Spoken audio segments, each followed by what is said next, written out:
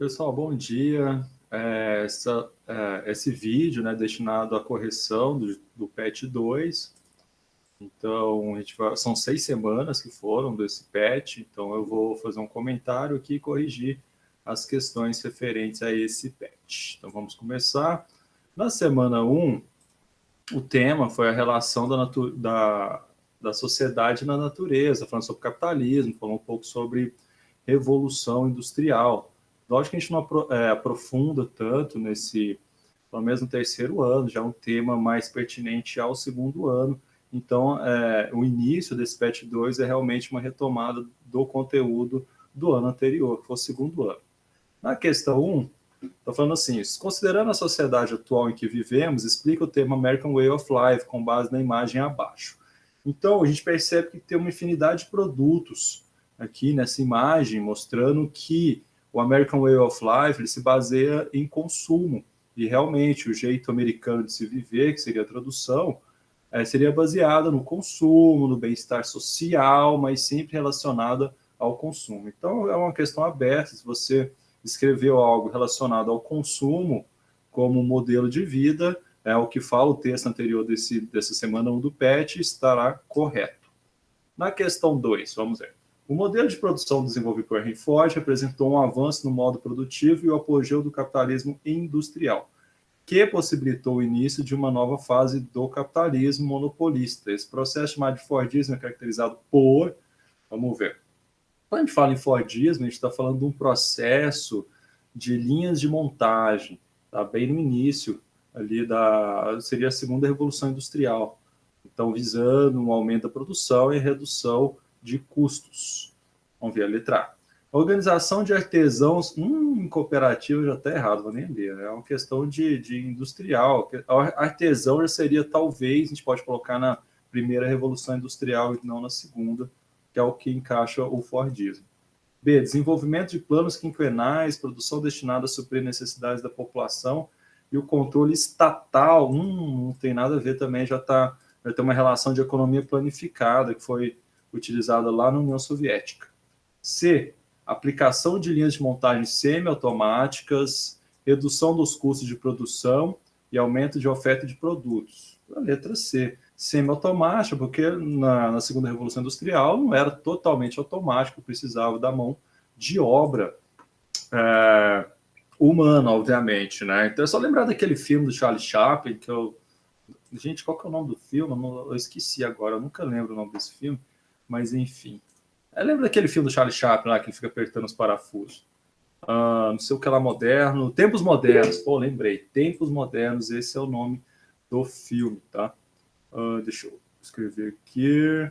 Tempos Modernos. Isso é agora que eu vi o chat, viu, Júlia? Porque eu tô olhando aqui a apostila, agora que eu vi, Tempos Modernos, isso aí.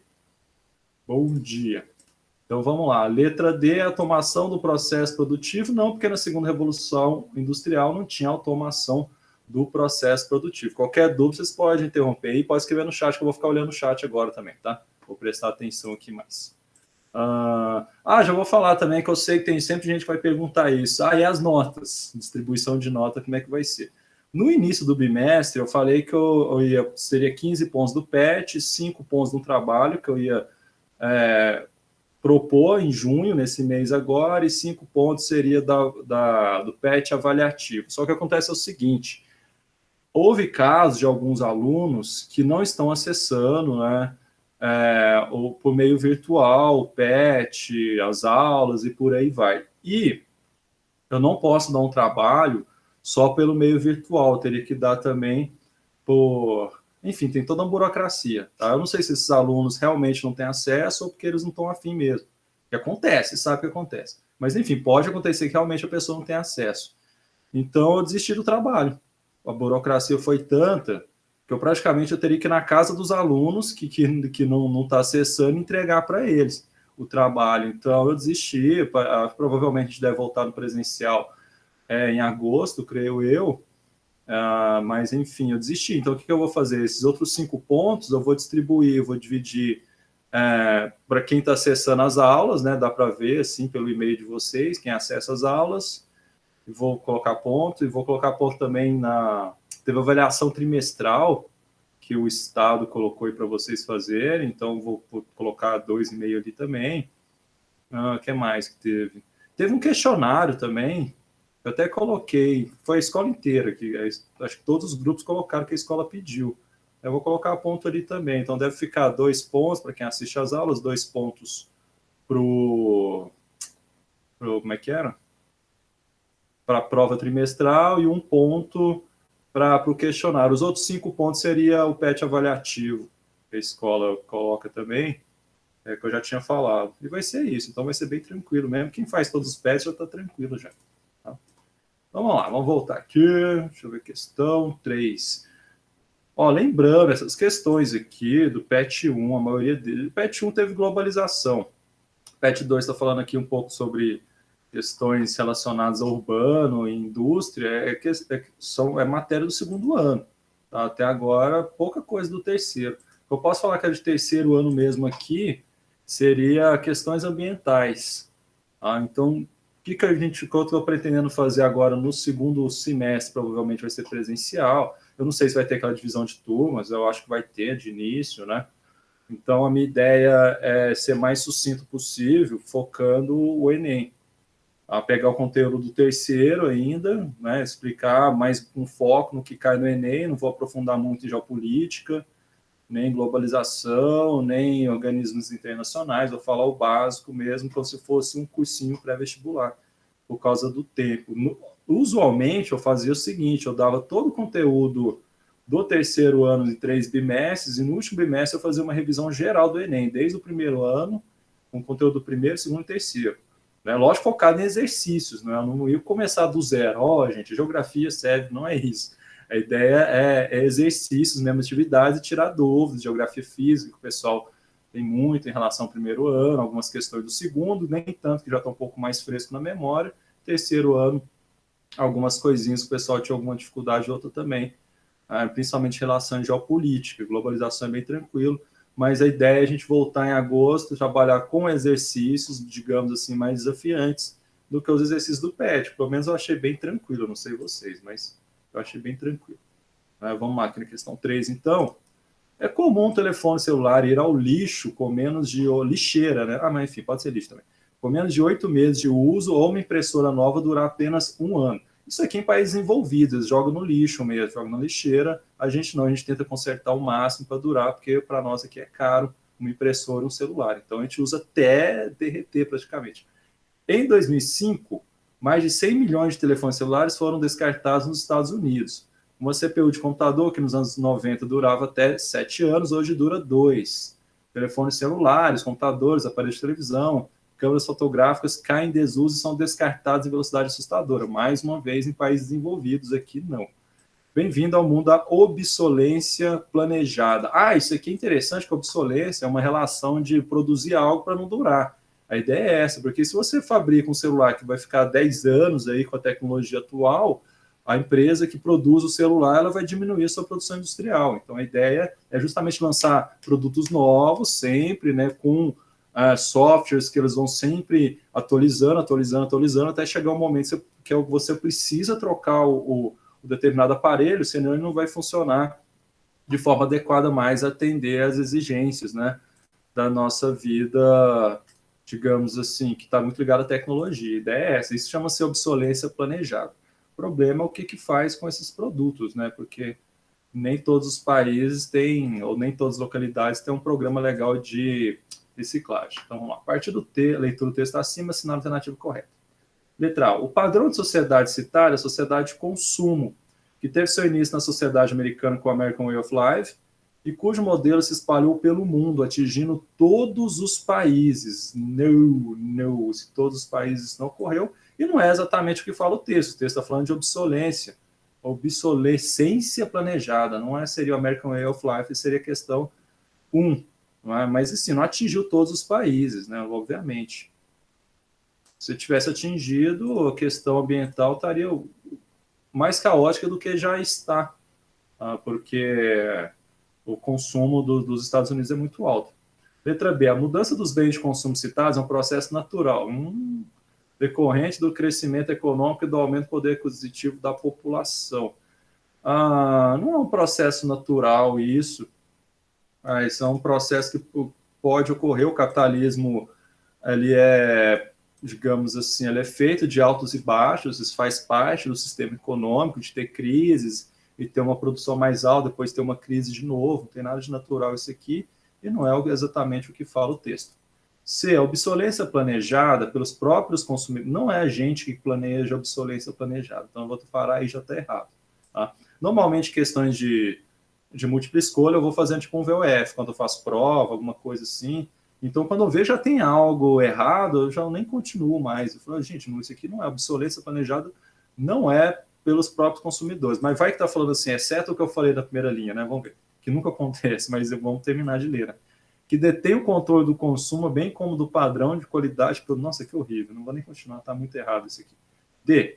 A obsolescência de que fala o texto é resultado de um modelo de consumo e de crescimento irracional que leva à não sustentabilidade ambiental. A letra D, resposta correta. Tá? Essa aqui, a letra D. Realmente, sustentabilidade ambiental tem relação a uma relação de produzir, mesmo assim, aliás, de desenvolver uma economia de forma com que as outras gerações não vão ser danificadas com isso. Tá? Mas isso que seria essa ideia geral da sustentabilidade ambiental, do desenvolvimento sustentável. Desenvolver garantindo os recursos para a próxima geração, basicamente isso. 4. Observe a charge do cartunista argentino Quino. Esse aqui morreu esse ano, esse cara aqui, viu? Nem que mês, mas foi esse ano agora. Quando eu crescer, quero ter muitos vestidos e eu muita cultura. Se você sair na rua sem cultura, a polícia te prende? Não. Podia, não, mas enfim. Experimenta sair sem vestido. É triste ter que bater em alguém que tem razão. Mais ou menos isso. Vamos lá. De acordo com a charge, eu quero afirmar que isso aqui cai muito no Enem, viu? Questão de análise de charge, análise de dados, análise de gráficos.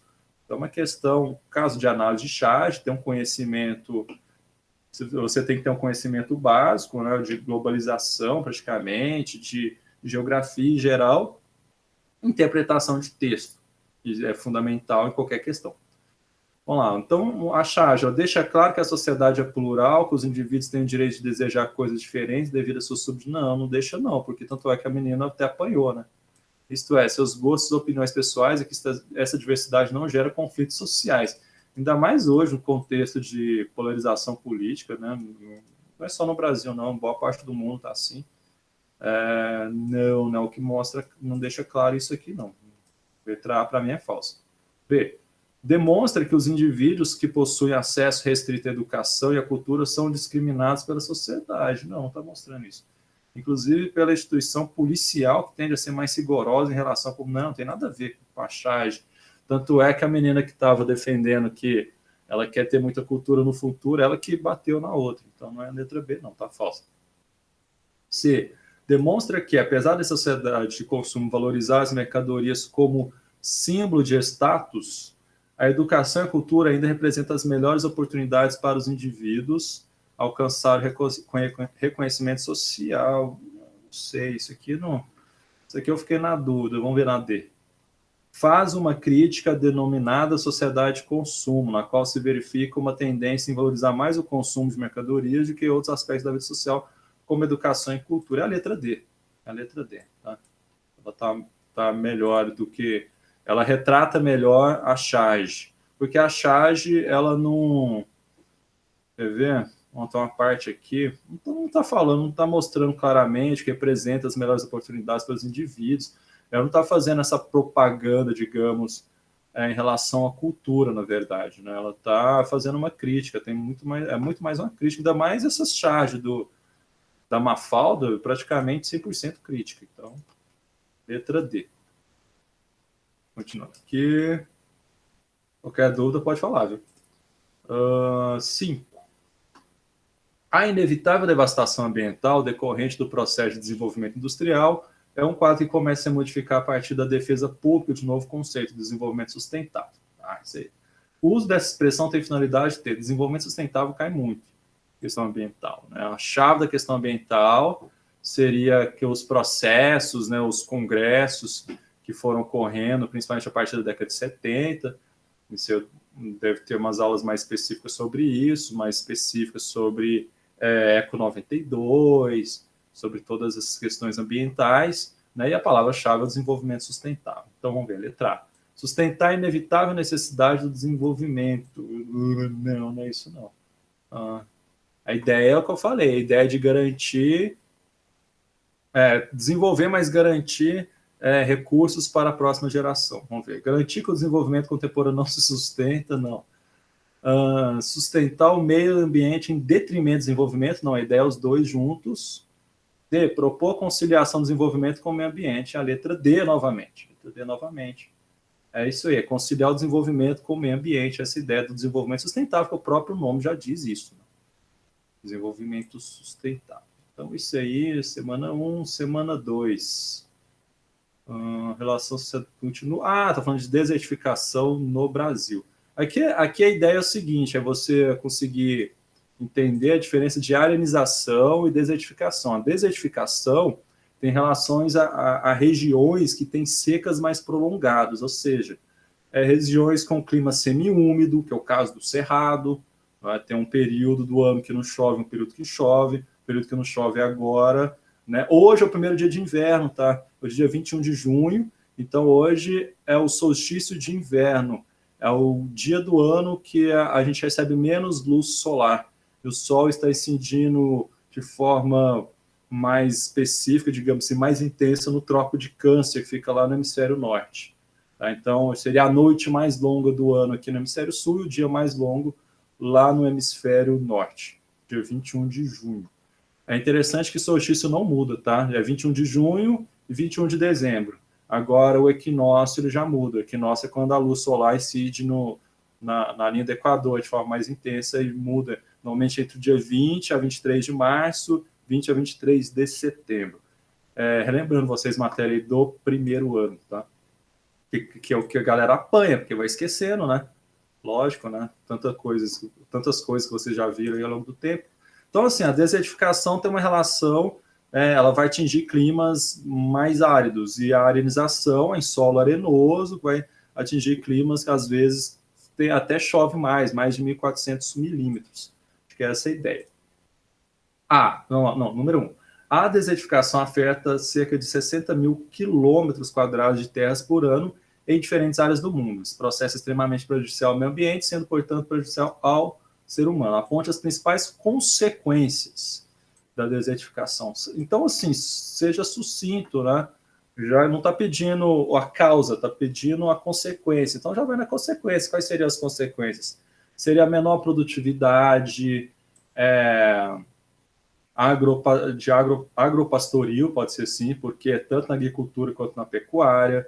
Seria a migração, o êxodo rural, principalmente, porque o caso de desertificação ela vai atingir principalmente áreas rurais, então as pessoas vão sair do campo para as cidades. Isso acontece muito lá na região do chama de Sahel, que é a região que está na borda do deserto do Saara, lá na África. Isso acontece em algumas regiões da Ásia também, na Ásia Central, por exemplo. Então, como que ele está falando, a causa seria o mau planejamento do solo, muitas vezes, a falta de irrigação. Normalmente digamos assim, má conservação, ou como pode dizer assim, uma agricultura não sustentável, seria basicamente isso. Mas a consequência é êxodo rural, diminuição da produtividade do solo, erosões, é praticamente isso que vai ocorrer. Tá? O principal são a diminuição da produtividade do solo, que vai ocasionar no êxodo rural e aumento da urbanização dessas localidades. 2, da UFSCar. O processo de desertificação de uma área consiste em uma diminuição progressiva nos índices de umidade e no empobrecimento dos solos arenosos, que se tornam inviáveis para a agricultura. A esse respeito, analise as seguintes afirmativas. Os solos arenosos, já, o que acontece? Eles são muito permeáveis, então os nutrientes do solo ele vai escorrendo e vai parar lá no lençol freático. Não, é isso que acontece. Como é muito permeável, acaba que é difícil nutrir o solo arenoso. Então, essa aqui, se eu não me engano, é uma questão que num vídeo que eu gravei sobre essa aula, eu falei que era uma questão que eu consideraria furada, né? Porque tá o seguinte, vamos lá. O uso inadequado do solo, os desmatamentos, as sucessivas queimadas, monocultura e sobrepastoreio são atividades que ocasionam a desertificação. Tá correto. Isso aqui é o que ocasiona. Tá, correto. 2. No Brasil, o processo de desertificação vem ocorrendo basicamente em certas áreas do Nordeste e no Rio Grande do Sul, não. No Rio Grande do Sul é arenização. E eu vi aí, parece que alguns sites, alguns gabaritos colocavam isso aqui correto, está incorreto. Tá? Então, o 2 está errado. O 3 está assim: o abandono de uma área agrícola que fica vários anos sem ser cultivado inicia o processo de desertificação. Depende, esse que está. Depende, onde que é. Né? Talvez a área agrícola ela tenha, pelo menos no período do qual estava plantando, talvez ela tenha tido um bom manejo de solo. Não quer dizer que vai se transformar, vai ficar arenoso. Mas assim, tá, 3 eu coloco, por mim era falso. Não dá para saber em certo, coloco não sei em certo, coloco o I. 4. O processo de desertificação de uma área não se explica por mudanças locais e sim pelo aquecimento global da atmosfera da Terra. Está errado, ele explica sim por mudanças locais, mas tem influência do aquecimento global. O 1 está correto, certeza. Então, pelas opções que colocaram aqui, o 2 está errado. Eu marcaria a letra B, então, 1 e 3, apesar do aqui não está extremamente incorreto, mas está impreciso, tá? Por isso que eu colocaria essa questão como furado. Enfim. Continuando, então. Acho que eu até entrei aqui, né? Tem a fonte, ó, Brasil Escola, você entra lá, acho que estava falando outra coisa, se não me engano. Mas para mim é furado. Sinceramente. Se caísse numa prova aqui, dava para contestar com certeza. 3. A região sudoeste do Rio Grande do Sul, Rio Grande do Sul, no Brasil, desertificação pode ocorrer em áreas de cerrado, pode ocorrer no semiárido, lá na Caatinga, principalmente. Tá? Então, seria nessas regiões onde nós temos um período de chuva, tem períodos de estiagem um pouco maiores, né? Então, assim, falando Rio Grande do Sul, eu já lembro de uma coisa, a arenização, não vai ter desertificação lá, não. A região sudoeste do Rio Grande do Sul, apresenta extensa faixa de solos arenosos, está até falando que o solo é arenoso aqui, né? Suscetíveis à erosão, Deixa eu ver, esse solo se apresenta reduzido conteúdo de argila. Se é arenoso, tem pouca argila, tá? Então, solo argiloso, tem muita argila e arenoso. Então, o argiloso, argilossolo, às vezes pode vir para vocês assim, é o contrário, são solos mais impermeáveis, digamos assim, mas são solos mais produtivos também. Porque os nutrientes conseguem fixar lá, os arenosos não, por ser muito permeáveis, os nutrientes vão embora. É basicamente isso. Então, tem reduzido conteúdo de argila e matéria orgânica, exatamente, é clássico. Né? Os solos argilosos é o contrário, tem muita matéria orgânica e são impermeáveis. Os arenosos é o oposto disso. Baixos níveis de fertilidade, bababá. Está explicando o que são solos arenosos. O fator preponderante que propicia o estabelecimento dos processos de degradação é a cobertura vegetal, expondo material arenoso e incidência de agentes erosivos. Então, assim, todos, tanto o solo arenoso como o argiloso, ele precisa de cobertura vegetal em certas partes, principalmente o arenoso, porque a cobertura vegetal, por causa das raízes, vai conseguir agregar o compartimento do solo, vai conseguir vai ficar mais grudado, digamos assim, vai permitir uma permeabilidade maior, fazendo com que os nutrientes consigam fixar nesse solo. Então, diminuir a cobertura vegetal é desastroso. É o caso, por exemplo, de regiões florestais, certas regiões da Amazônia, assim. Então, o uso do solo de forma adequada, associado à suscetibilidade natural dos solos, na área apresentada pelo texto, ocasiona a arenização. Não vou nem ler o restante. Desertificação não, no Rio Grande do Sul, porque ela chove mais. Salinização tem relação em áreas muito próximas ao oceano, né, por causa da água salgada do mar, vai aumentar a salinidade do solo. Contaminação não tem nada a ver, contaminação está mais ligado a regiões, pode ser regiões de usinas nucleares, onde pode ocorrer vazamento, pode ser regiões que usam muito agrotóxico, então há várias formas de contaminação. A resposta correta é arenização. 4. Marque a alternativa que não indica uma das causas da desertificação. Tá? Alterações climáticas? Pode ocorrer sim. Então, desmatamento pode ocasionar desertificação. Queimadas também. Rotação de culturas? Não, rotação de culturas é bom para o solo. É a letra D. O que seria rotação de culturas? Você seria pegar uma área agrícola e plantar alternativamente.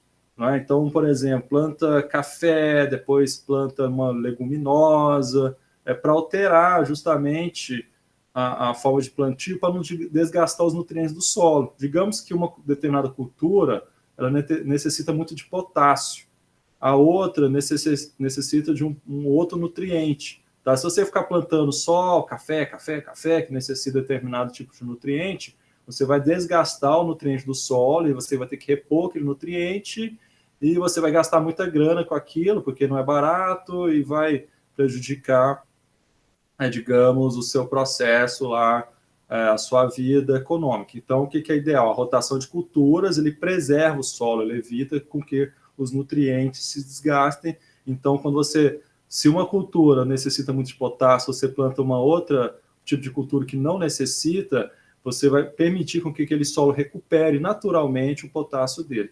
Tá? Então, a rotação de cultura é muito importante e ela não vai ocasionar desertificação. Então, a letra D... Nossa, a maioria é a letra D, hein? Sabe o que eu acho? Algumas dessas questões ali até a letra E. E talvez elas são a letra E, resposta correta ou D. E como eles tiram a letra E, não sei por que eles tiram as 5 alternativas, o pessoal do terceiro ano, né, no primeiro ano eu coloco 5 alternativas já, não coloco 4 não. Eu só coloco 4 quando há um acordo lá, a supervisão fala, não é para colocar 5, o pessoal do primeiro, eu coloco. Terceiro, segundo, eu coloco, por mim eu coloco 5, eu estava sendo treinado com provas que tem 5 alternativas, por que diabos eu vou colocar 4, né? É essa. 5. O mapa a seguir indica as áreas com maior incidência e riscos de desertificação no Brasil. Pega principalmente as áreas que chove menos, que é o semiárido, né? Pega parte de Minas Gerais, inclusive. Além do uso incorreto do solo, o principal fator natural responsável pela concentração do fenômeno em questão é fator natural. Então, não tem questão de manejo de solo e nada disso. Vamos ver. Letra A, presença da vegetação xerófila. Não. Vegetação xerófila, o que é vegetação xerófila? É o cactácea, como o cacto, no caso do Nordeste, o mandacaru, é mais comum, tá? Mas é um cacto, se você for ver, vai lembrar do cacto, são plantas suculentas, suculentas porque elas conseguem guardar água. Pouquinho de umidade que tem no ar, eles conseguem adquirir aquilo, assimilar aquilo e guardar e preservar. Isso são os xerófilas, tá? É tipo de cacto. Então, não, ela é natural da região, não tem nada a ver, não é ela que vai desgastar o solo, tanto é que é natural. O elevado índice de evaporação. O que acontece? Por causa da incidência solar muito intensa nessa região, porque além de uma região de baixa latitude, que está próxima então da linha do Equador, recebe luz solar intensamente, o que acontece? A própria característica da vegetação, que ela é muito espaçada, vegetação xerófila, você tem um arbusto ali, outro arbusto lá longe e tudo mais, né? O que vai acontecer? O solo ele vai ficar muito exposto. E o solo ele é uma cor mais clara, característica da região, por causa da geologia, por causa da falta de cobertura vegetal, o solo, e por causa da falta de umidade. Então, o solo ele fica mais claro. Isso vai fazer com que reflita a energia luminosa. Então, vai atingir, o que acontece? A energia luminosa vai atingir de forma mais direta o solo, tá? Porque a cobertura vegetal ela não é muito intensa, né? Pensa na floresta amazônica, pensa na Mata Atlântica, que é muito úmida, é quente, mas é úmido. Então, você tem uma mata mais fechada que vai impedir com que a energia luminosa atinja diretamente o solo, né? A copa das árvores vão tampar isso. Não acontece nessa região que está sendo mostrado aqui, isso não acontece. Então, o índice de evaporação, por causa disso, é muito alto, né? Vai evaporar, a água que tem lá vai embora. Tanto é que essa região é a única região do Brasil, pelo menos naturalmente, eu já ampliou isso, que tem os chamados rios perenes não, desculpa, rios... eu esqueci o nome. Perene é que sempre tem água, é o outro. Rios... nossa, agora tá ruim, hein? Lembrar esse termo aqui agora. Rios... Então, tempo não dou essa aula. É os intermitentes. Nossa, é difícil lembrar também, né? Intermitentes. São rios intermitentes, são aqueles que secam durante os períodos de seca lá em áreas da Caatinga. Então, é a única região que tem isso naturalmente, né? Hoje o Cerrado tem rios que estão secando também. Mas, enfim, naturalmente já tem rios que são intermitentes, são rios que secam por causa do elevado índice de evaporação. É isso aqui, a letra B. Deixa eu ver o restante. Seu excesso de micro-organismo, não tem nada a ver isso aqui, não é? São os bichinhos lá que vão produzir o adubo, digamos assim, vão decompor e vão transformar em matéria-prima que vão ocasionar essa desertificação. Não, nada a ver. D, acidez acentuada do terreno. Não, não é acidez, não. Acidez faz parte também, né? São solos mais ácidos, assim como os solos do Cerrado, mas a questão que vai provocar a desertificação é a evaporação. Isso aqui talvez fez até a gente pensar um pouquinho mais. Interessante. É isso aí. Você tem dúvidas até aqui? Tá fácil, né, ou não?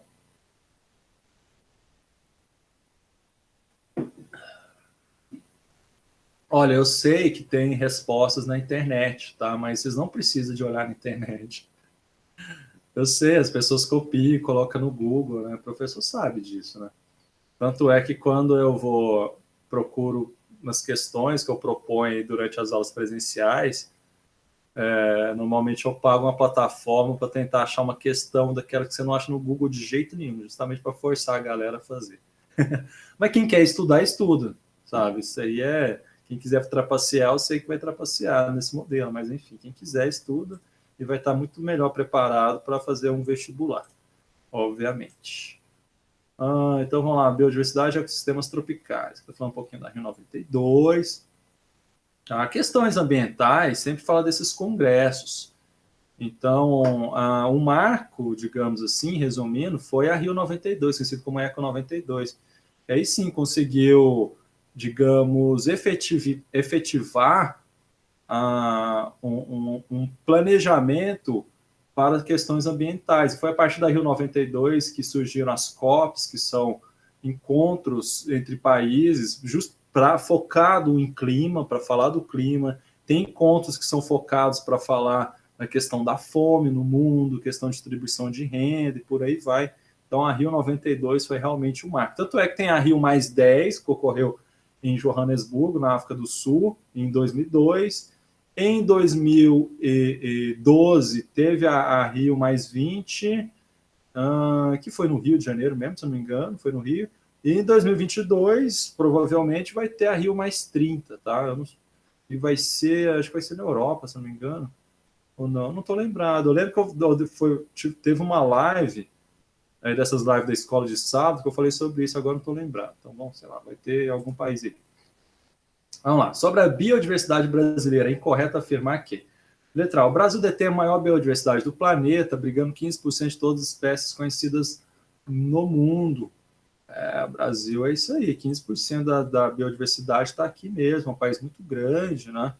É um país que tem muita água e tem muita energia luminosa, é o que as plantas precisam para se desenvolver, e assim, não só plantas, mas todo o ecossistema, né? Os animais, os insetos, principalmente ali, que é muito comum nessas regiões de florestas. Letra B. O país é um dos principais alvos da biopirataria, fato que contribui para a redução da biodiversidade nacional. É isso aí, porque por causa dessa biodiversidade, a biopirataria seria justamente o tráfico de animais e de plantas. Você pega e leva para países para fazer pesquisa e produzir produtos, remédios, cosméticos, que vão vender para a gente por um preço mais caro depois. Praticamente C. Várias espécies de orquídeas, plantas, mamíferos, anfíbios, aves, répteis, entre outros organismos, podem ser encontrados no território brasileiro. É verdade, sim. É bem básico isso aqui, muito lógico, né? D. Será que é a letra D de novo? A atividade econômica no Brasil não reduz a biodiversidade. Visto que ela ocorre de forma sustentável. Que a nuvem é algodão doce, ou seja, não agride o meio ambiente. Pelo contrário, o Brasil é um desastre. O Brasil é um país agrário ainda, do agronegócio, não é da agricultura familiar, é o agronegócio que produz soja para exportação, café para exportação, gado para exportação também, né, pecuária. Então, enfim, é desastroso, né, na verdade, a forma como o Brasil está atuando, o mundo inteiro está vendo isso. É uma coisa ridícula, né? Uma manha também de questões, gente, fica esperto quando fala nunca, sempre, não, quando afirma aquele negócio, assim, normalmente são questões erradas. Pode perceber em porcentagem. Não está falando nunca e sempre aqui, mas na hora que fala, não, é uma coisa assim. Normalmente essa negativa trata, falta, ó, isso aqui é questão errada.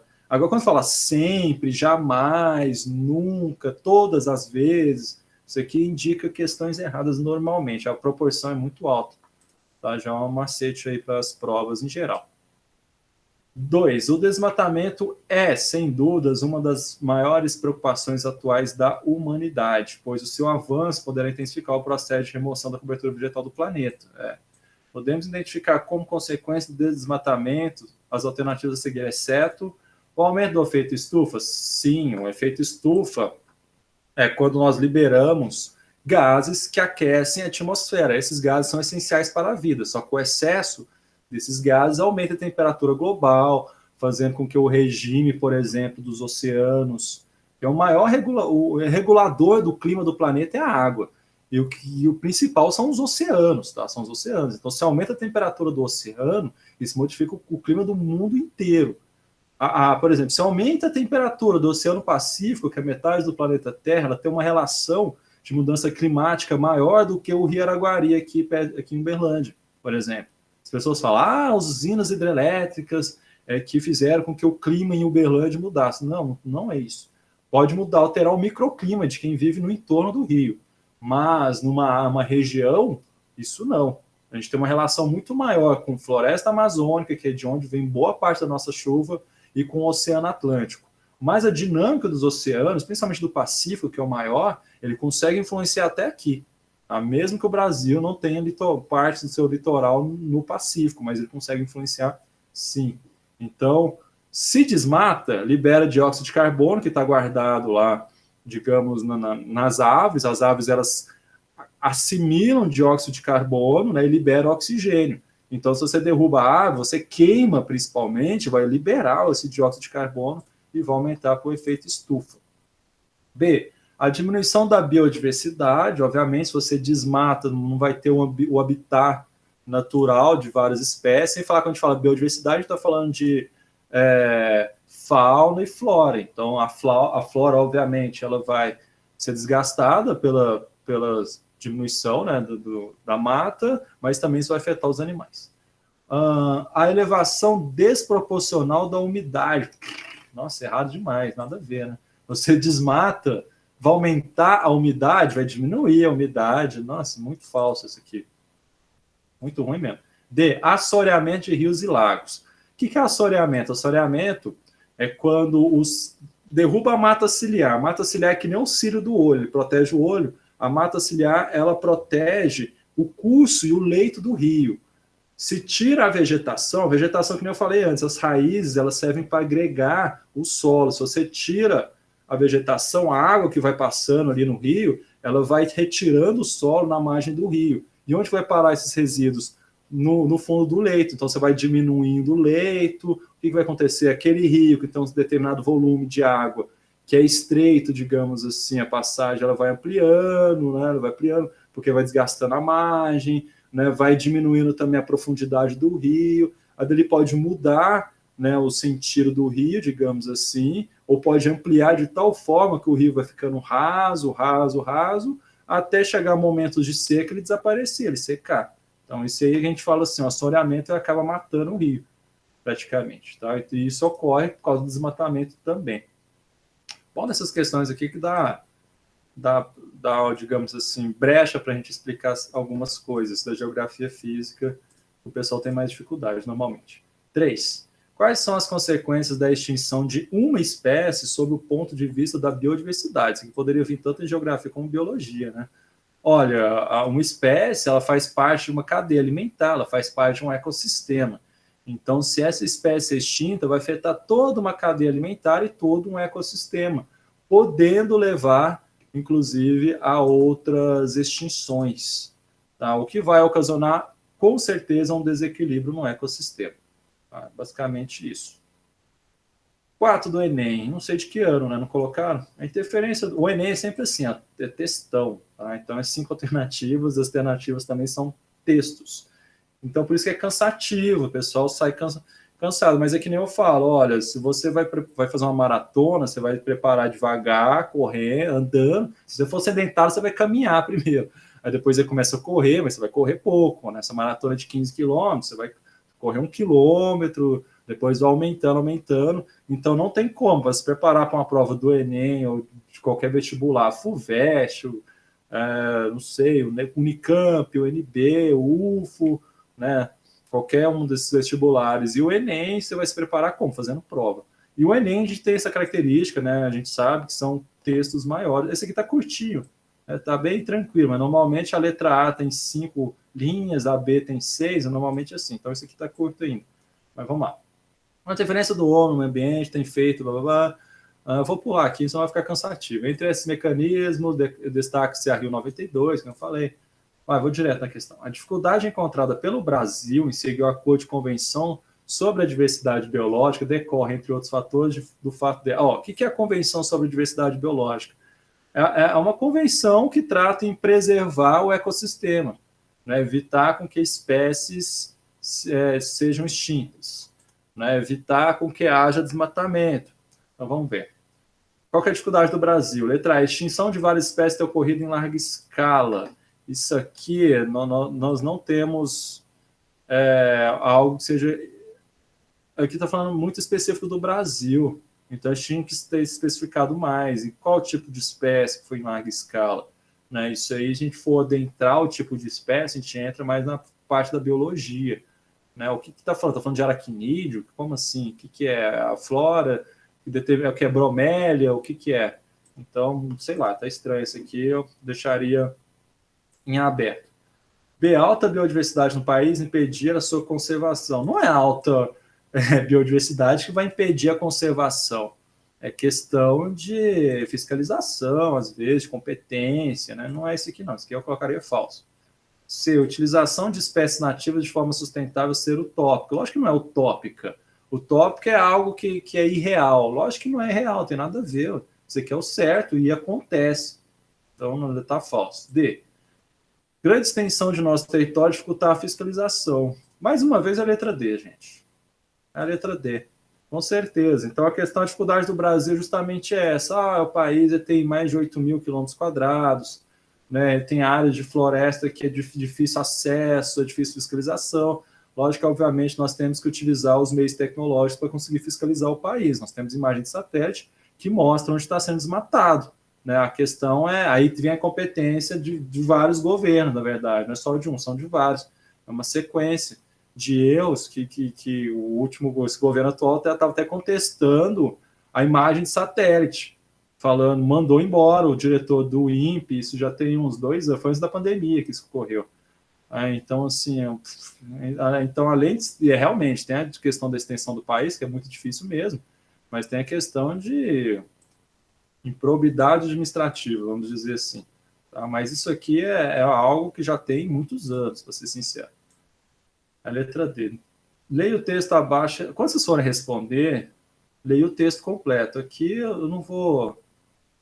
Isso aqui é uma correção, né? Se eu ficar lendo isso aqui, vai ficar muito cansativo. Então, vamos direto aqui à questão. Letra A. O que é biopirataria? Biopirataria é o tráfico da flora e fauna.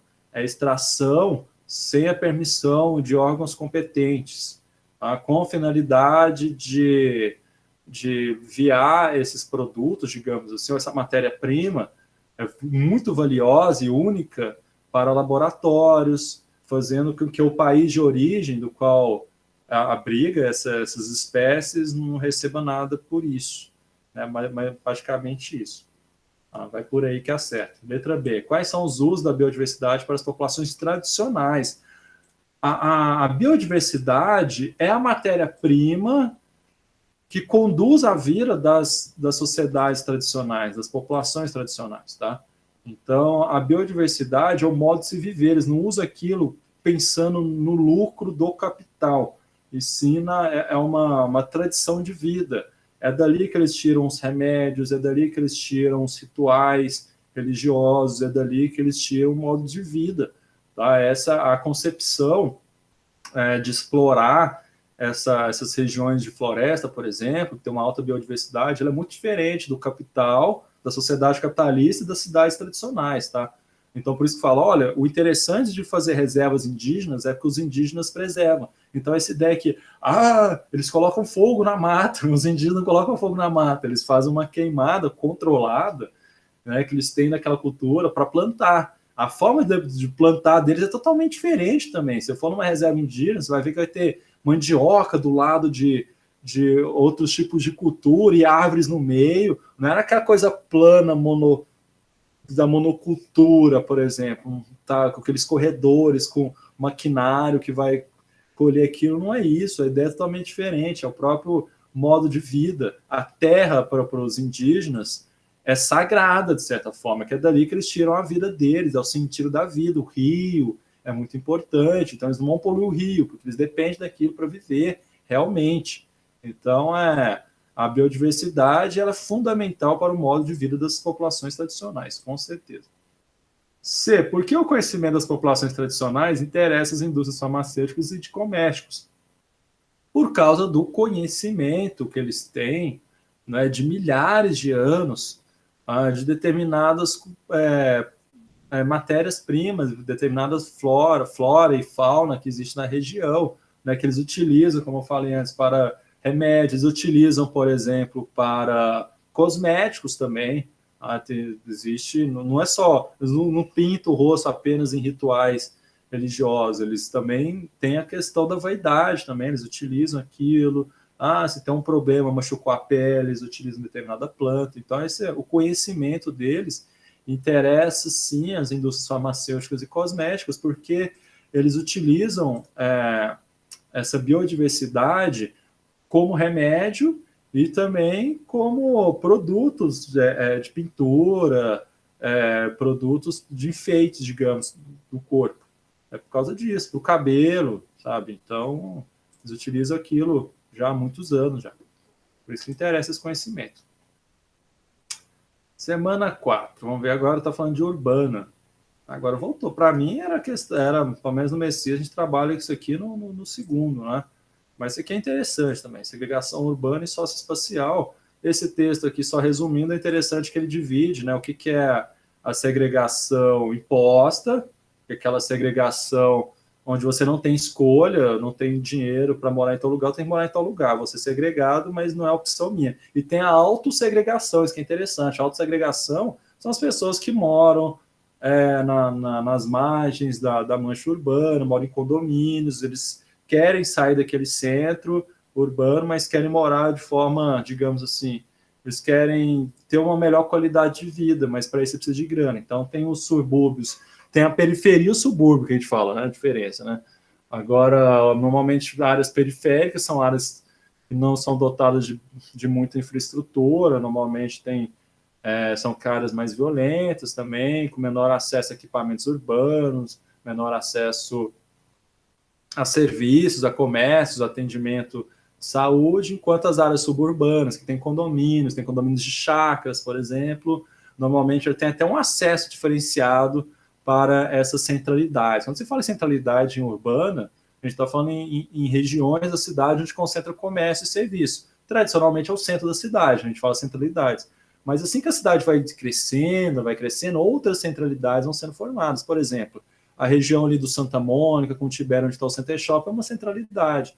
A região da Zona Sul, ali próximo ao Uberlândia Shop, é uma centralidade.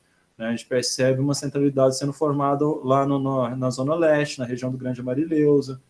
Então, assim, a gente vê que próximo à Grande Marileusa tem os condomínios fechados, na Zona Sul, tradicionalmente, tem condomínios fechados. No centro da cidade, você tem áreas nobres também, ali do Fundinho, Tabajaras, né? Às vezes é referência, é bom, mas porque é próximo do centro e por aí vai.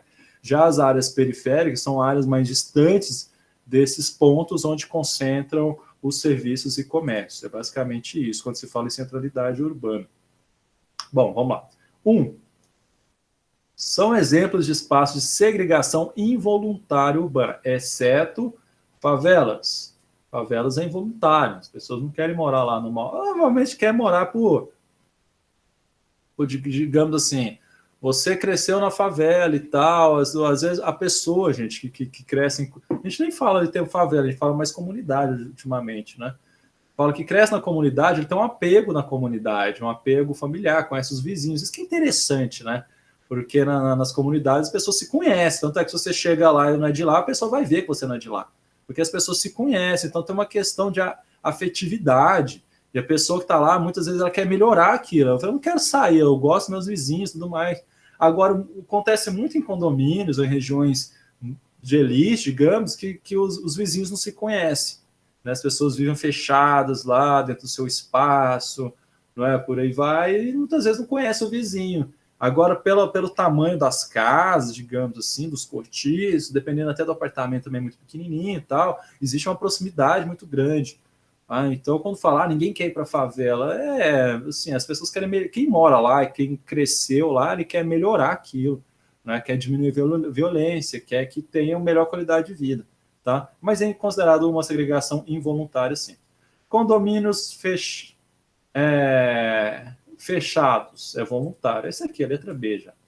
Letra B é uma voluntário, né? Que eu falei. Cortiços, a mesma ideia de favela. Áreas de risco. Não, isso aí ninguém quer morar em áreas de risco, obviamente, que vai ser involuntário. Então a resposta aqui é a letra B.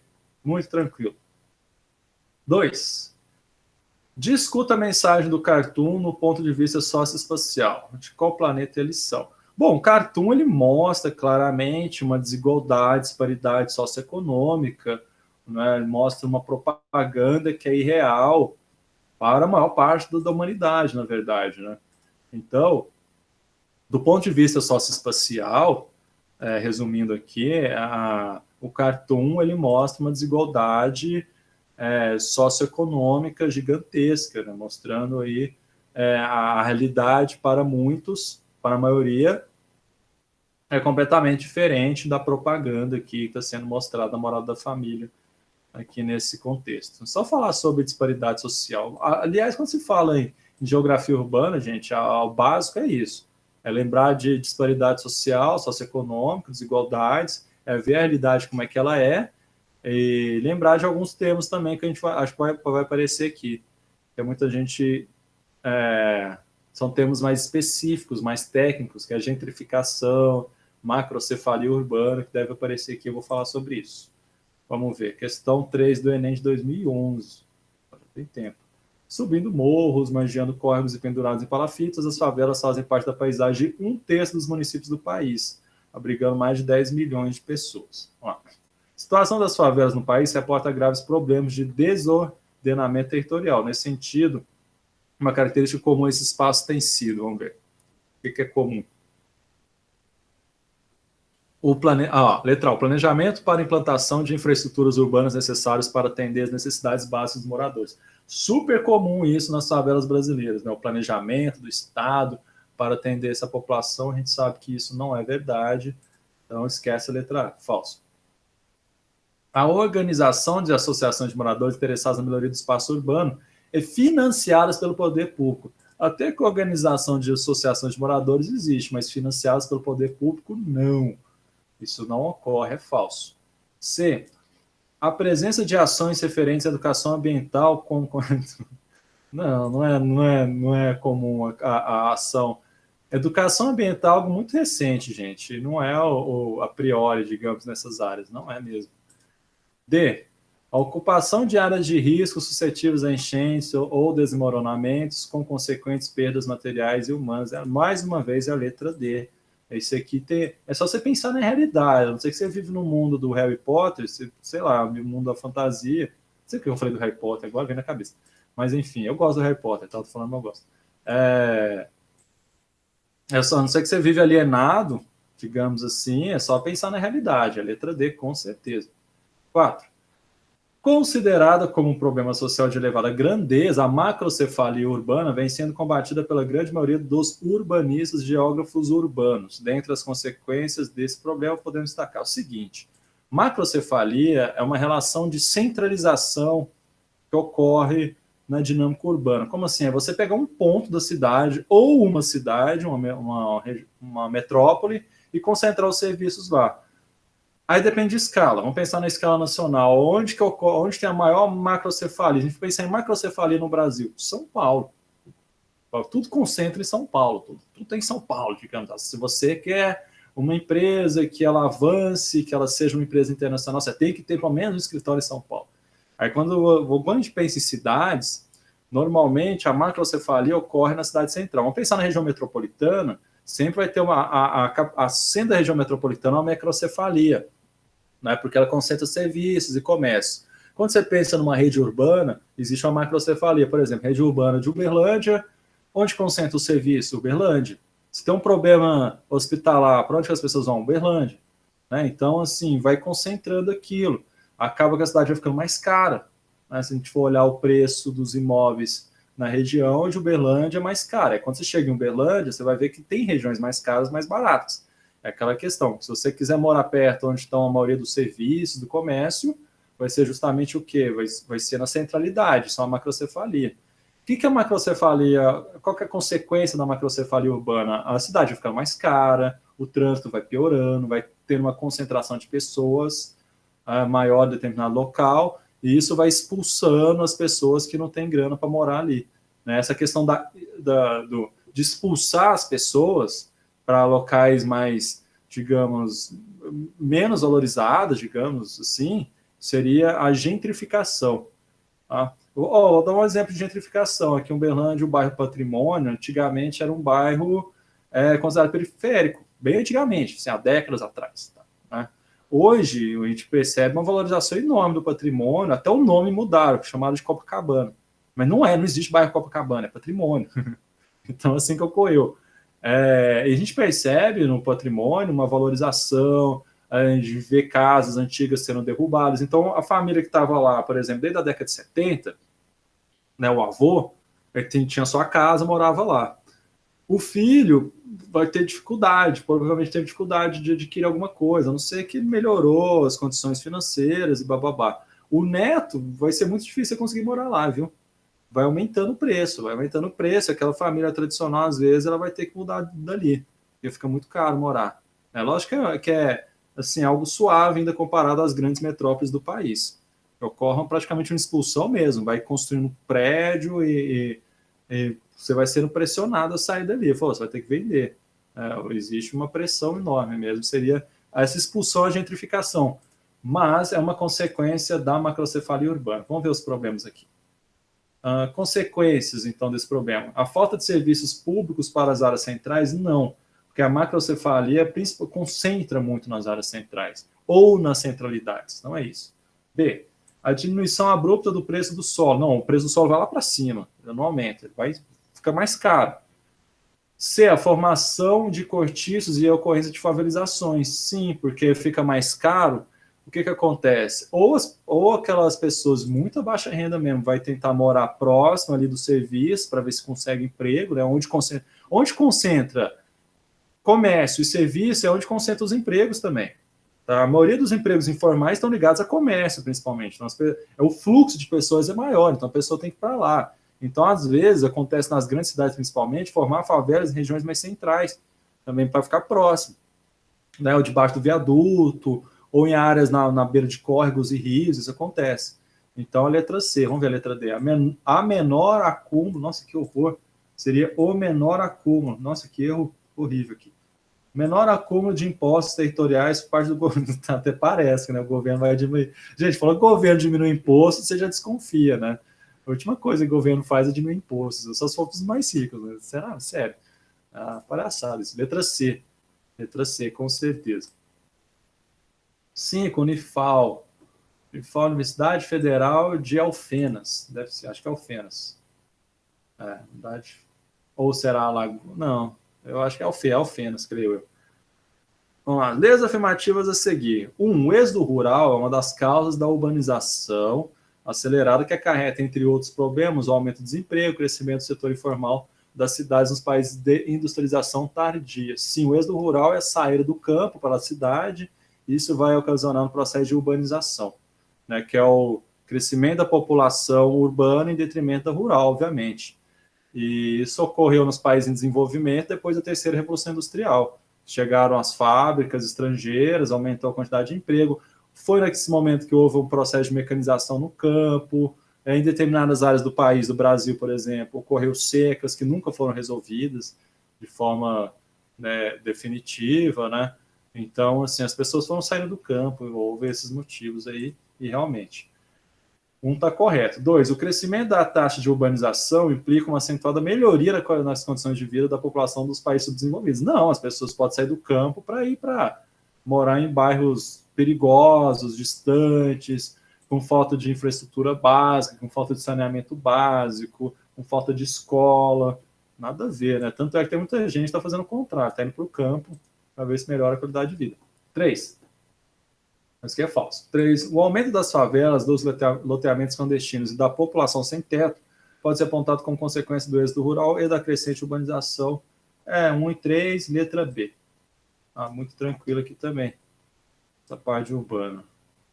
A maior dificuldade urbana seria esses conceitos que eu falei, que está até aqui agora, gentrificação que eu até adiantei. Então, continuando urbana, na semana 5, vou tomar mais uma água aqui, que eu estou falando tem um tempão já, né? 1 hora diretão. Vamos lá. Dúvidas, vocês podem escrever aí no chat, sei lá. Tá muito fácil, né? Quando voltar não vai ser fácil, não, viu? Eu vou dar uma dificuldade melhor. O trabalho seria questões que eu ia passar para vocês, né?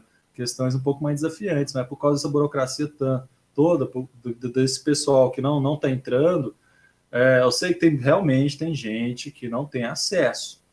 Mas creio eu que a maioria que não está fazendo é porque não quer mesmo. Sério. Então a gente não pode analisar porque a gente não sabe quem é quem. A gente sabe que aquele que não tem acesso é aquele que não está querendo fazer, né? Porque a gente que não quer estudar é o que mais tem. O que quer estudar é menos. A gente sabe disso. Então, enfim, aí complica tudo. Então, vamos no básico, né? Fazer o quê? Ok, então vamos lá. Processo de urbanização dos países desenvolvidos e subdesenvolvidos. Aqui está mostrando essa diferença, disparidade socioeconômica. Nos países desenvolvidos, o processo de urbanização mais intenso, ele ocorreu principalmente no século XIX, mas ela foi ao longo do século XX, não é mais século XIX. Eu estou falando urbano industrial, sociedade industrial, porque existem cidades da época do Império Romano, né, enfim, da Antiguidade, por aí vai.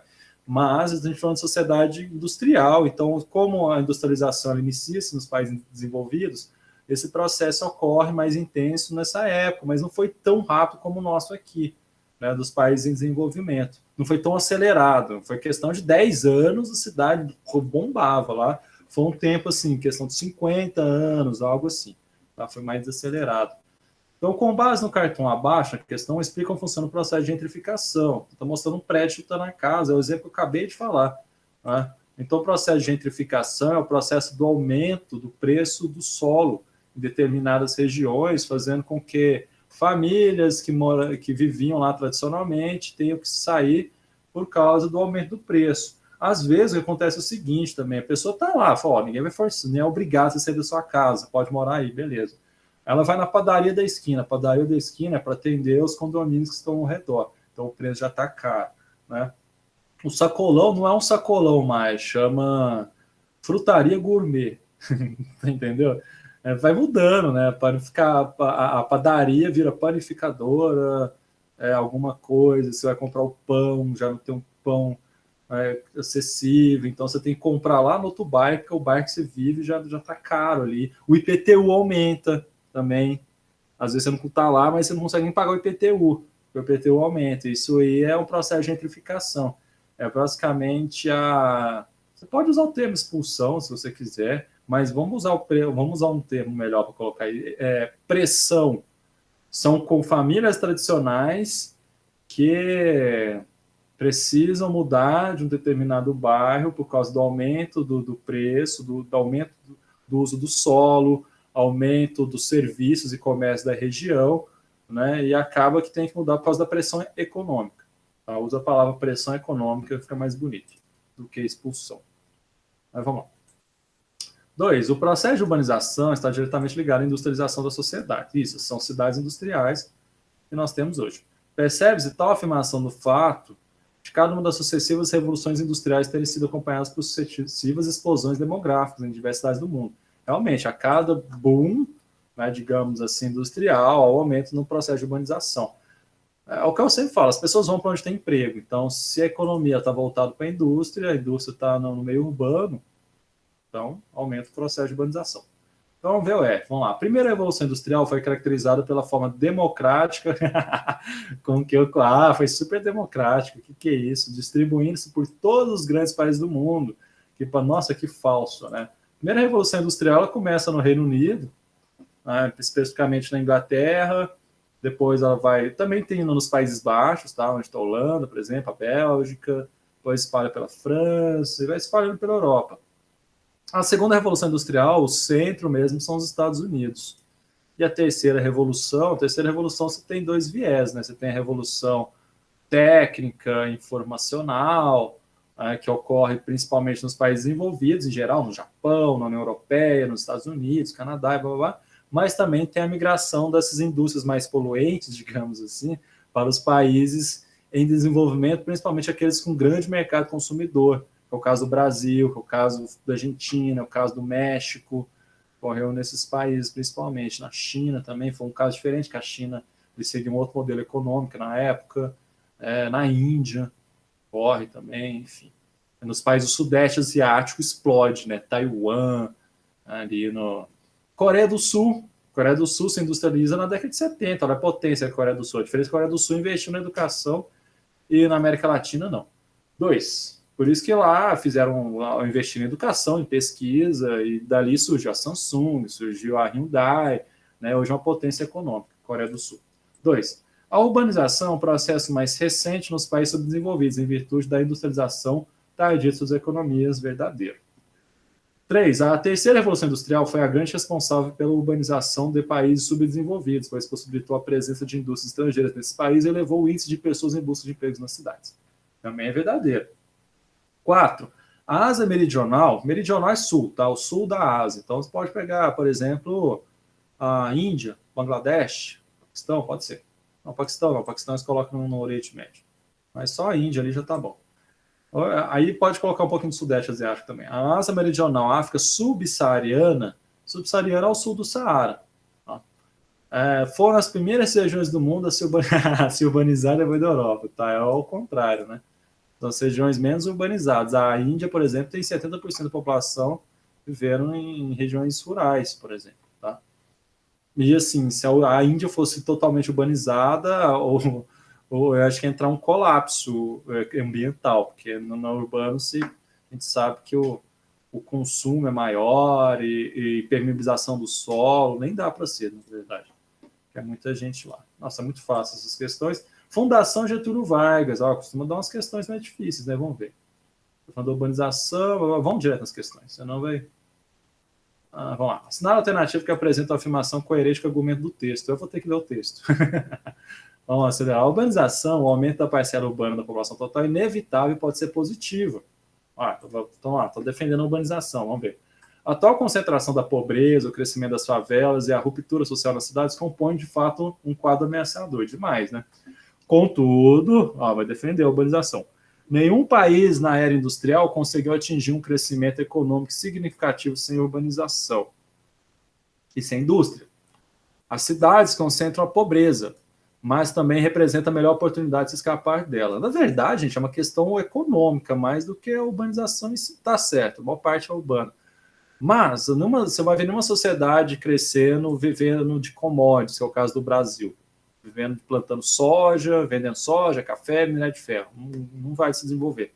Tá? Esse desenvolvimento através da indústria. O exemplo que eu dei foi a Coreia do Sul. Né? E que indústria que é?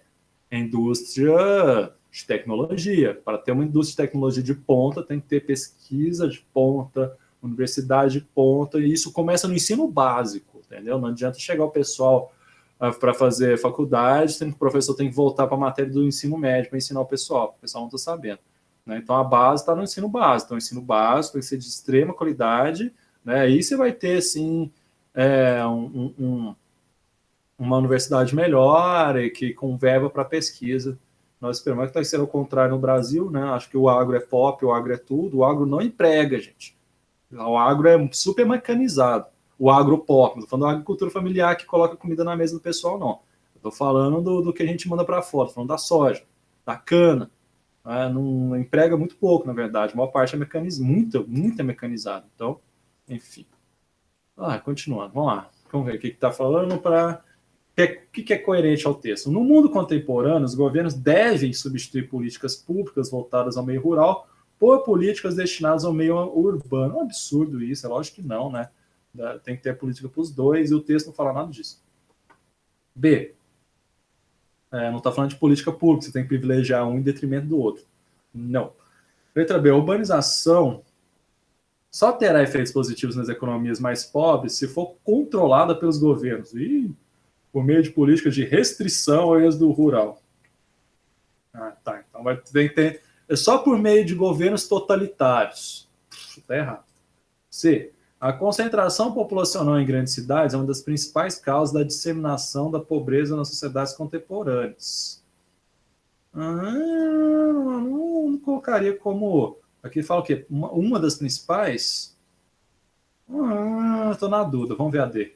Os benefícios da urbanização não são automáticos, pois há necessidade da contribuição das políticas públicas para que elas se realizem. Olha, o texto não está falando tanto dessa concentração urbana, está falando mais disso aqui, ó.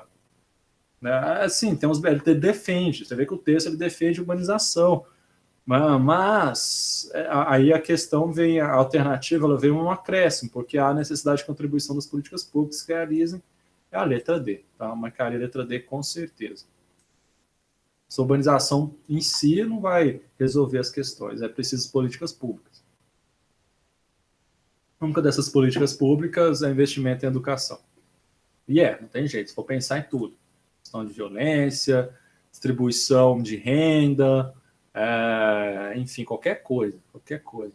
Você tem que ter educação de qualidade, não tem jeito. Eu sou a favor do ensino básico, lá do primeiro aninho, lá na alfabetização, até o 9º ano, já tinha que ter uma educação de tempo integral. Né? Quando fala tempo integral, o pessoal chora, né? Principalmente os alunos. Professor, eu vou ficar o dia inteiro, vou ter 20 aulas de matemática. Não é isso. Tempo integral, mas com infraestrutura, com esporte, com cultura. Né? Muita gente fala, olha, pessoas que estão fora da educação. Porque vocês não fazem ensino da economia, por exemplo, educação econômica, educação política, como funciona o legislativo, executivo, judiciário. Eu concordo completamente em que ter. Então, você tinha que ter uma mudança no currículo, tá? Na educação. Então, enfim, tem que ter uma revolução na educação, aí melhora qualquer país. Porque a gente tem exemplo, a gente não precisa inventar a roda, já foi inventada, entendeu? A gente tem um monte de exemplo no mundo aí, é só ter boa vontade. 4. A questão da moradia no Brasil, em especial nos grandes centros urbanos, é um problema social que ocorre em muitos municípios. Sobre essa questão, estão corretas as afirmativas, exceto, vamos ver o que está errado, então, qual que é o falso. Eu já falei, eu sempre faço exercício assim, fazendo VOF, praticamente quase tudo. O que é falso aqui? Mesmo tendo diversas opções de moradia, tem um monte, áreas impróprias para ocupação, como a margem de rios e encostas dos morros, são escolhidas por alguns grupos populacionais, principalmente por razões culturais e afetivas. Nossa Senhora. Pessoal, quando eu falei que tem a relação afetiva em comunidades, mas eles não escolhem morar em regiões de risco, por exemplo. Não é isso, a ideia não é essa. Isso aqui tá falsa pra caramba, né? E tem um monte de opção de moradia? Lógico que não. O que falta principalmente nas grandes cidades que foram conglomerando a maior parte da população por causa da macrocefalia urbana, que eu já falei. E onde que se concentra no Brasil? Nas capitais.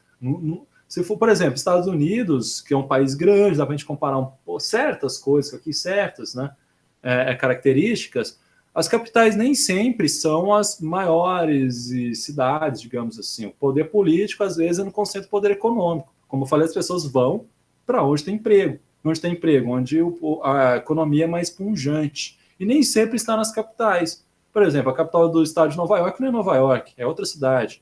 É Albany, se eu não me engano.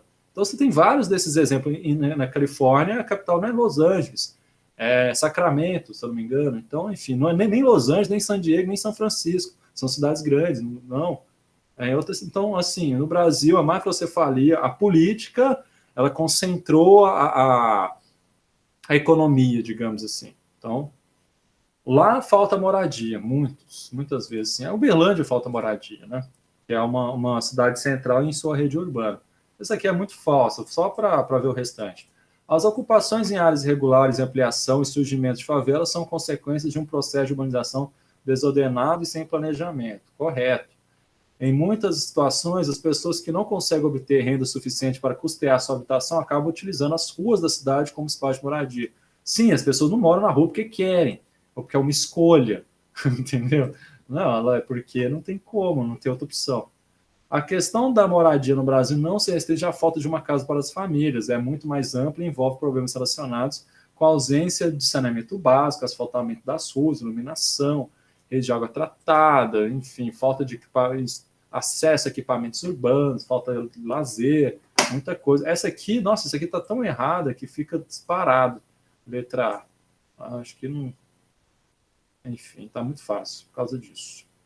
V4, 5. Em 2001, aproximadamente metade da população mundial já vivia em áreas urbanas. Estima-se que em 2015, 80% da população urbana estará residindo em grandes cidades da América Latina, da Ásia e da África. Macrocefalia urbana, concentra tudo num ponto só. Se você pegar em países desenvolvidos, você não está diminuindo cada vez mais essas grandes metrópoles, né?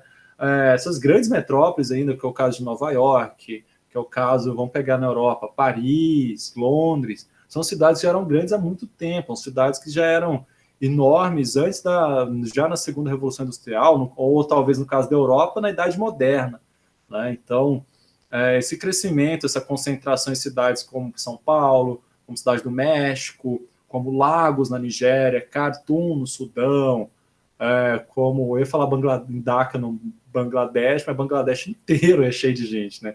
Bangladesh é desse tamanhozinho, tem 150 milhões de pessoas, enfim, nem conta.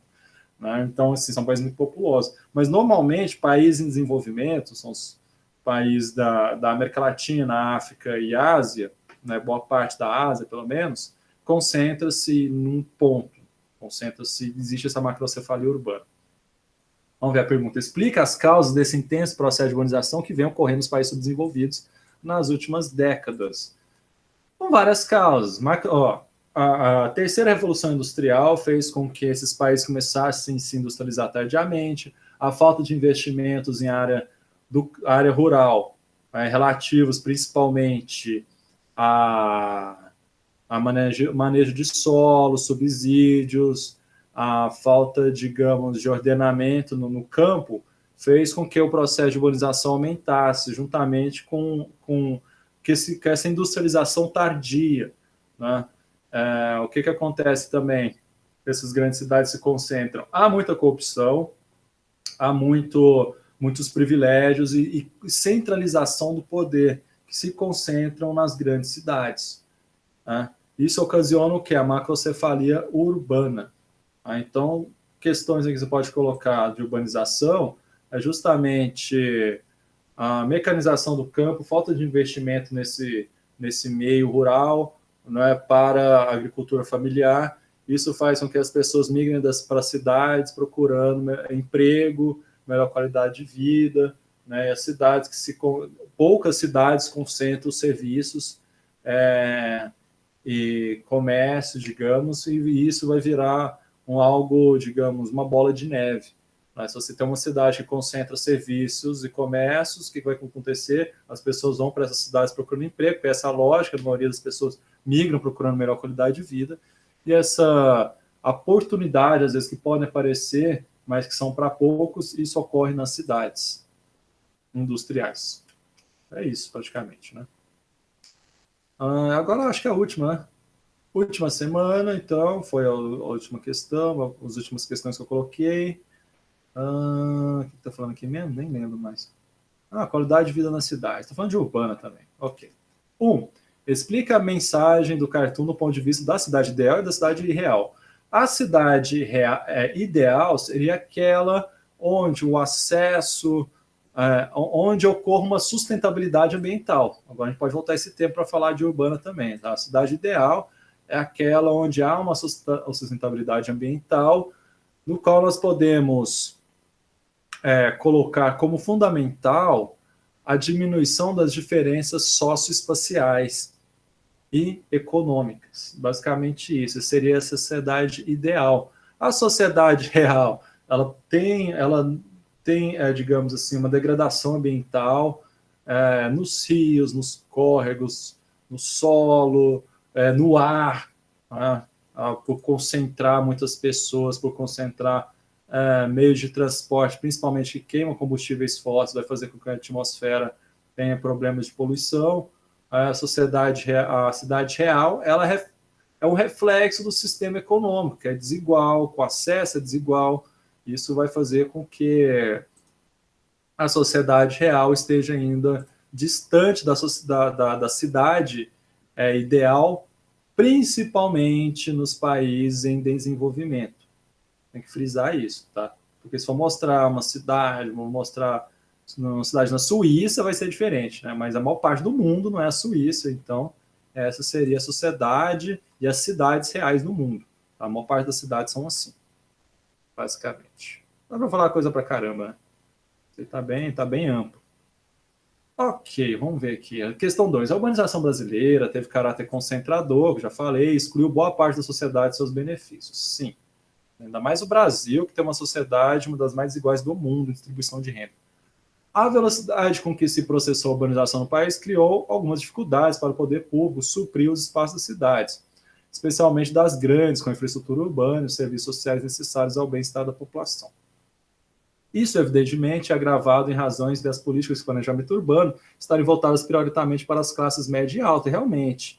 Outra coisa, Dani, quando a gente vai estudar, no caso que eu tive que estudar um pouco mais profundo os planos diretores, estudei aqui de Uberlândia, a gente vê que o plano diretor, ele segue mais a especulação imobiliária. Não, que é o plano diretor. O plano diretor é bom, a lei é boa, mas a realidade, ela não segue o plano diretor, entendeu? Segue incorporações imobiliárias. Só para vocês terem uma ideia, pelo plano diretor de Uberlândia, acho que de 94, 96, não estou lembrado, né, que eu estudei isso já tem um tempo, o ponto comercial, centro comercial, seria migrado ali para o entorno da Sérgio Pacheco, que é aquela praça do lado do terminal central. Quem manda é o capital, gente. Se o Center Shopping resolve falar, eu vou fazer um prédio comercial aqui, eu não vou fazer na Sérgio Pacheco, eu não quero fazer. Né? Digamos que tenha áreas na Zona Sul que tem interesse de incorporações imobiliárias de valorizar lá. Então, eu quero construir prédio comercial, por exemplo, eu quero construir shopping, eu quero valorizar a minha área. Então, existem esses acordos entre as elites econômicas que vai sobrepor o plano diretor. Então, não é criticar o plano diretor, o plano diretor está errado, é porque tem forças mais poderosas do que o plano diretor. A gente sabe que a camada, digamos, a elite política, ela está ligada à elite econômica, né? Tanto é que a galera ela se elege sendo financiada pela elite econômica, muitas vezes, resumindo. Então, obviamente, por exemplo, tem um bairro que é um bairro de uso de solo restrito, residencial. Se a elite econômica fala, é o seguinte, eu quero construir prédio lá, eu vou fazer um centro comercial, por aí vai. Cara, o que vai acontecer? A Câmara de Vereadores vão mudar a lei de uso e ocupação do solo e naquela região que só tinha casa, vai ter prédio, vai ter centro comercial. Mesmo o plano diretor, não é para acontecer isso. Mas eles mudam a lei para atender esse pessoal, é o que está falando nesse texto, né, que as políticas de planejamento urbano estão voltadas para as classes média e alta. Isso é muito óbvio. Sempre foi assim, é bem escancarado. Né? Então, assim, para as periferias, para a camada mais popular, vamos construir terminal de ônibus, e é isso aí, tá bom demais, não reclamo, tá? Tá ótimo. Aqui não tem espaço para cultura e tudo mais. Não precisa disso não. Enfim, PTV, Domingão aí, sei lá, tá bom. Basicamente é voltada, porque quem compõe quem manda na política, gente, é a elite. A camada do povão mesmo é muito, sinceramente, muito ignorante, a maior parte. Ignora o que é a política. Ignora como é que funciona o legislativo, o executivo, o judiciário. O que faz o judiciário, o que faz o legislativo e o que faz o executivo. Então você vê um monte de besteira. Eu vou votar no vereador tal para ele fazer isso, que é algo que o vereador não faz. Eu vou votar no prefeito tal para fazer isso, que é algo que o prefeito não faz. Então, assim, e essa ignorância é estratégica, por isso que eu estava falando antes sobre educação, que é importante, é justamente para mudar isso. Né? E é de interesse da elite política e econômica mudar isso? Não, que é o que mantém eles lá. Então, basicamente isso. Né? Vamos lá. As contradições presentes no processo de produção no espaço urbano brasileiro são muitas. Dentre seus efeitos mais visíveis, podemos citar, vamos ver, a falta de moradia e favelização, sim, é muito óbvio isso. A ausência de mobilidade urbana, sim, falta mobilidade urbana. Mobilidade urbana é locomoção, mas para ter uma mobilidade urbana legal, você tem que ter vários modais de mobilidade urbana, não é só ônibus. Tem que ter os ciclovias, dependendo da cidade, metrô, outras formas de transporte público.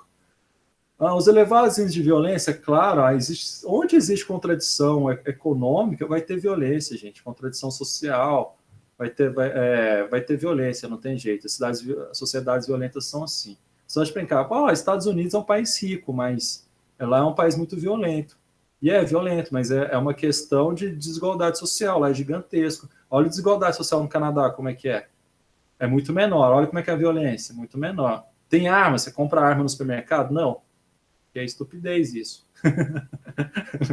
Não vai dar certo, cara, comprar arma no supermercado. Né? A gente não está tendo uma invasão de animais silvestres assim que está atacando a gente, sabe? Então obviamente. O caso do Brasil, a violência não é por causa do armamento, é por causa de nem animais silvestres que atacam a gente tem que se defender, né, da anaconda, não é isso. A questão, a violência vem tráfico de drogas, a maior parte dos homicídios está ligada a tráfico de drogas. A questões de desigualdades socioeconômicas, violência doméstica, especialmente contra mulheres, tá? Então, se você vender arma para essa galera, sei lá, vai ser pior. Tá? Ó, 4. Baixa especulação imobiliária. Alta especulação imobiliária. Especulação imobiliária tem o seguinte, é você pegar uma determinada área da cidade, você utilizar-se de benefícios públicos, como iluminação, avenida e tudo mais, e estruturação que você sendo construída ali para valorizar a sua própria área. Né? E essa área, a área especulativa é a área que não tem, isso é uma lei, tá? Uma lei urbana, que não tem, digamos, função social. Então, existe uma lei, você vem do... você vê, o pessoal da geografia entende lei também. Vem da Constituição Federal, depois do Estatuto das Cidades, do qual toda propriedade tem que ter sua função social. Então, quando você não consegue essa função social, aquela área fica degradada ali, ela está sendo supervalorizada, utilizando recursos públicos, é considerado especulação imobiliária, é o que mais tem nas cidades. Né? 5. A pequena procura por transporte de massa. O problema é esse, ninguém está procurando, o problema é que o terminal está vazio, o ônibus está vazio. Está tendo o contexto da pandemia, gente, não é lógico. Mas eu estou falando assim, é o normal da cidade ter pouca gente utilizando transporte público? Não, né? Óbvio que é muito fácil, 1, 2 e 3. Se for assim, gente, se for assim vestibular, imagina que beleza, é 100 para todo mundo. 1, 2, 3, letra C. Não é. Não vai ser assim. É porque essa apostila ela é para o estado inteiro, né, gente? Ela não é o Messias Pedreiro, por exemplo. Não falando Messias, mas tipo assim, a gente está pegando de várias cidades, dos 853 municípios em Minas, né? É lógico que fizeram um plano mais baixo, né? Ideias, professores, digamos, intensificar isso, é o que eu vou fazer no segundo semestre, por causa dessa dificuldade que eu já falei no início da aula, né?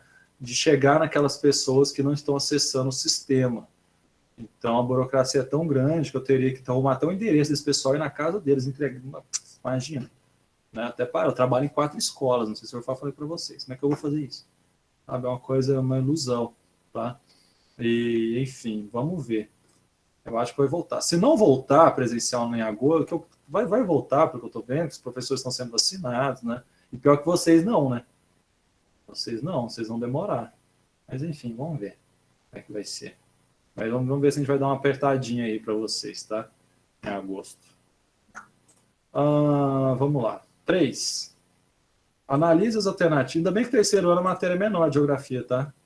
O conteúdo não é muito extenso, ainda bem. A maior parte é primeiro e pouco mais segundo. Terceiro até que não é tanto, não. Analise as afirmativas sobre aspectos relacionados ao lixo. Vamos lá, VUF. O lixo... Opa, foi muito. O lixo é caracterizado como tudo aquilo que não tem mais utilidade, não apresenta nenhum valor para o homem e, consequentemente, é jogado fora. Dependendo para a pessoa que eu falar isso, vai falar, não, tudo tem uma utilidade, pode servir como adubo, pode ser reciclado, né, os resíduos e tudo mais. Então ficou meio ambíguo aí. Tá? Dependendo, a pessoa pode contestar, falar, não, peraí, tudo pode ser aproveitado, tudo. E é verdade. Né? Então... Mas a característica dele é essa, eu colocarei como verdadeiro, então. Tá?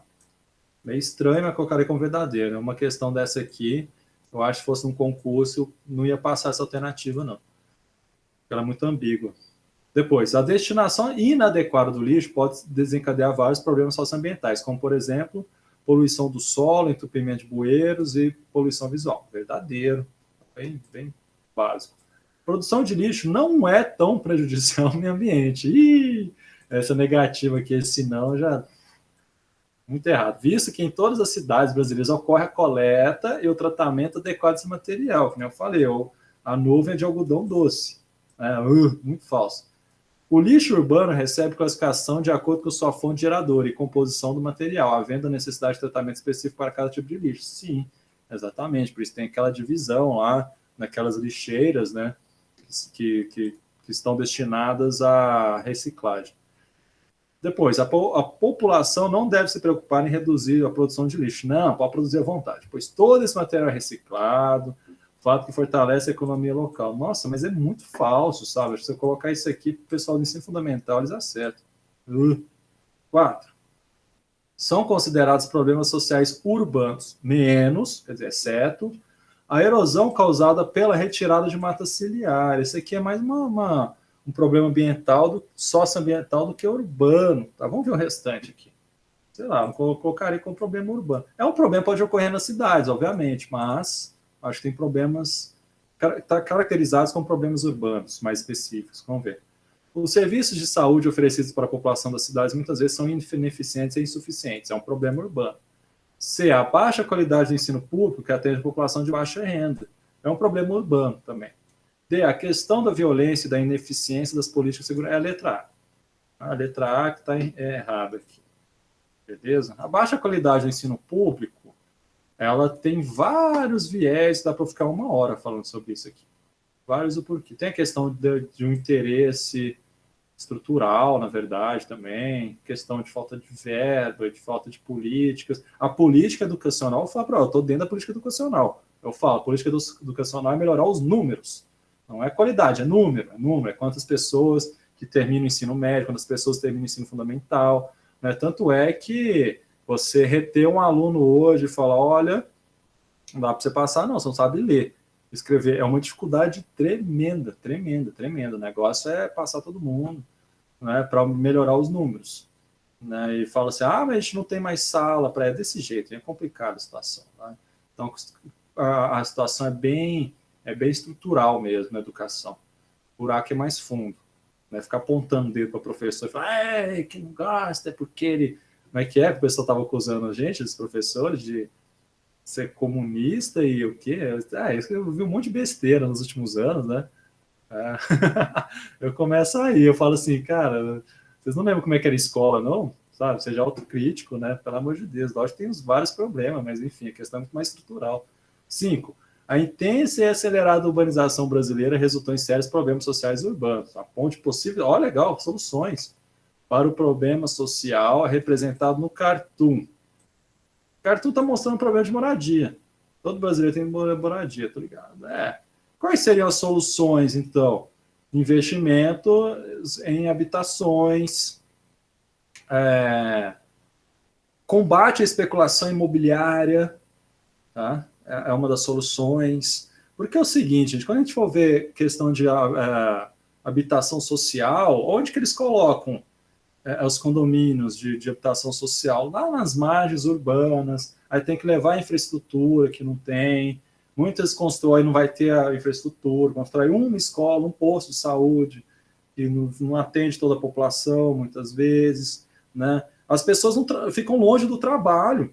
Por exemplo, quem mora na periferia normalmente não trabalha na periferia, trabalha lá no centro, ou então no distrito industrial, sei lá, trabalha em outra região, ou trabalha nas áreas onde tem umas centralidades, onde eu falei para vocês, as centralidades ficam onde? Em áreas de comércio e serviço. Então, há centralidades criadas na Zona Sul, por exemplo, eu falei do Berlândia Shopping região, na Zona Leste, que é a Grande Marileuza e região, digamos assim, né? Aliás, o setor leste tem uma gama de centralidades, que tem a região leste ali do Grande Marileuza que eu falei, mas tem a região do CT Shopping, do Santa Mônica, né, onde está o principal campus da UFO e tudo mais, ali concentram pessoas, concentram serviço, a própria prefeitura está lá.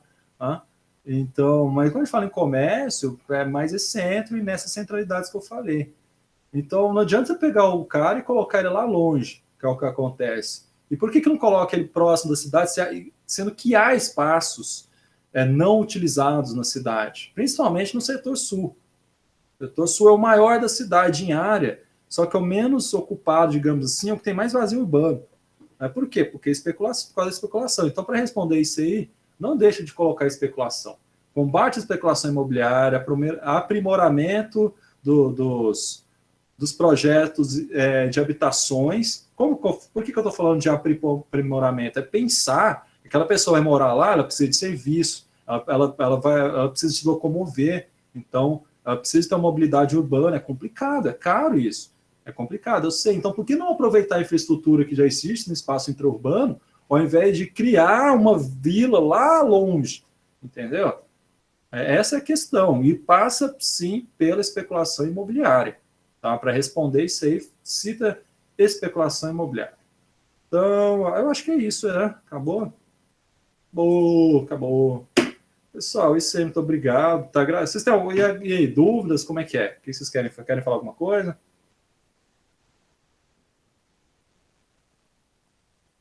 Pode escrever no chat, ou pode falar no microfone, vocês que sabem. Dúvida em relação à nota, distribuição de nota, conteúdo. Pela minha experiência, a questão de vestibular, que eu falo muito de vestibular, no terceiro ano, o que pega em geografia? Geografia cai, geografia urbana.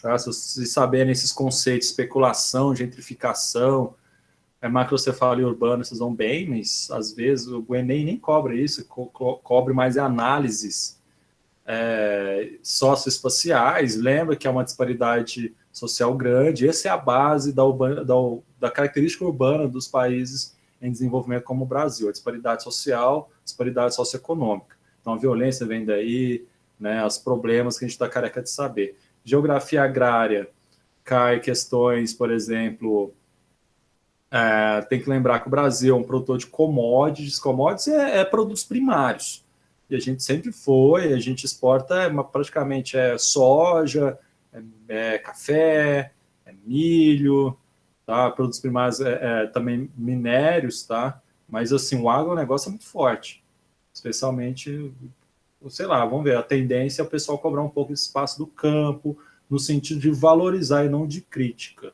pelo que eu estou vendo, entendendo aí. Globalização é um fenômeno de integração global que vai escancarar as desigualdades. A globalização ela não diminui a desigualdade social, não, mas escancara, aumenta, digamos assim, o fluxo de pessoas, isso ocorre por causa da tecnologia de informação e de transporte.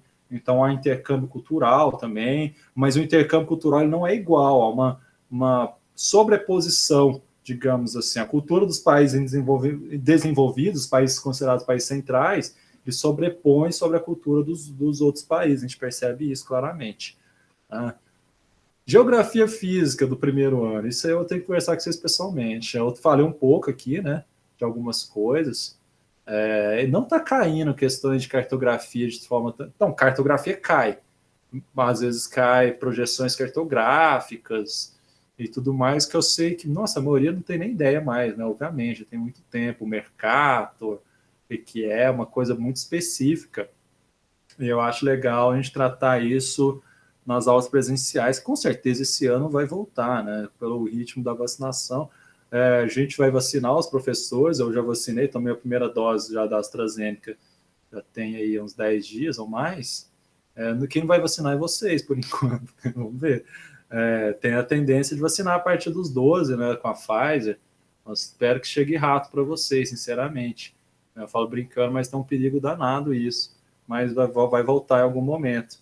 Tá? E outra coisa que eu tenho falado do terceiro ano é geopolítica. Geopolítica é o momento atual, é Israel, Síria, da geopolítica um pouco mais específica também. Eu acho que deve cair no patch 3, eles devem lançar o patch 3. Não sei se vai ser em agosto, não sei como é que vai ser, mas esse é algo também que eu gostaria de trabalhar na sala de aula, né, que é algo bem mais específico também, só para a gente ter uma noção aí do que acontece no mundo. Pessoal, então é isso, eu vou parar a gravação, tá? O pessoal que tá todo falando, não sei se o pessoal da gravação tá vendo, né? O pessoal tá tudo tranquilo, tá tranquilo, tá tranquilo, tá tranquilo. Né? Realmente, esse conteúdo é fácil mesmo, eu achei, né? As questões também. Agora, já vou encerrar a gravação, tá? Tchau para vocês, tá vendo o vídeo gravado.